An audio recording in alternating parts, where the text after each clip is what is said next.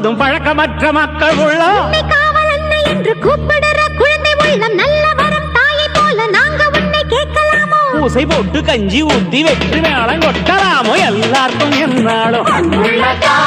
திரிசூலம் கையெந்தும் புவியாளும் மாத்தாவோ முக்கண்ணன் மனையாளோ எழகிட்ட மென்மேலும்